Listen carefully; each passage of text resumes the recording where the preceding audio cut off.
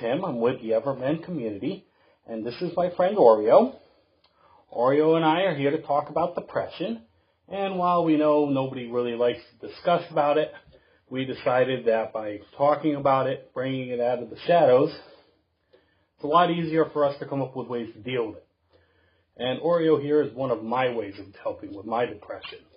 He is actually registered as an emotional support animal, commonly referred to as a companion pet.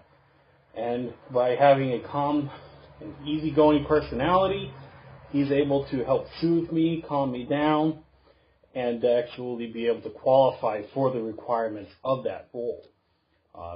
Just by having him here, he can see he enjoys being held, he loves being petted. That can actually help, and he leaves, that can help bring about ways for people to calm themselves down all around that you actually need your support by having to feed them, clean up after them. It encourages you more to get out of bed. If you have a dog, then you have to take it out for walks, which actually is really beneficial because walking is one of the best things you can do for depression.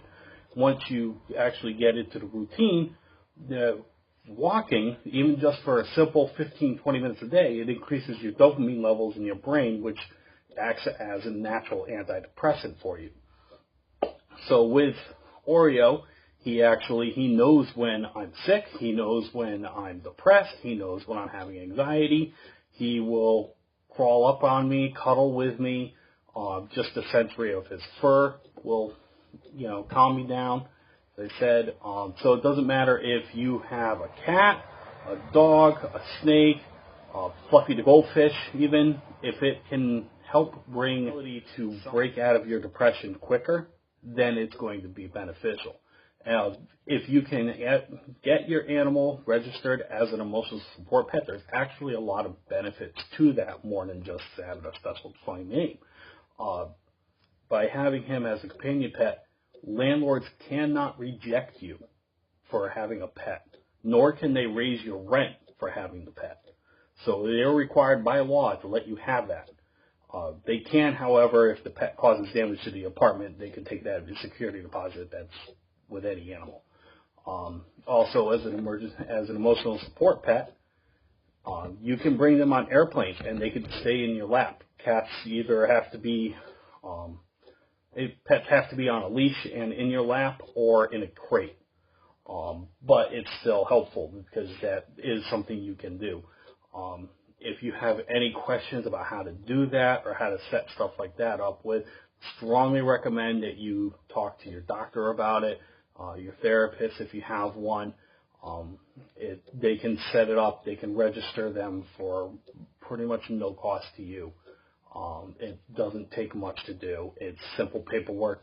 When I got my pet registered, doctors never even saw the cat. They just said, here you go, here's the paperwork. So, as I said, for me, it's a great tool that I have, something that I've been able to use and use well and use often, and it works for me. I'm not saying it'll work for everybody, but that's not the point of these videos. These videos that we're doing is to get everybody to have a collaboration of ideas and techniques that work. And from there, we can try and create more of a base of tools for people to use. Not everything's going to work for everyone.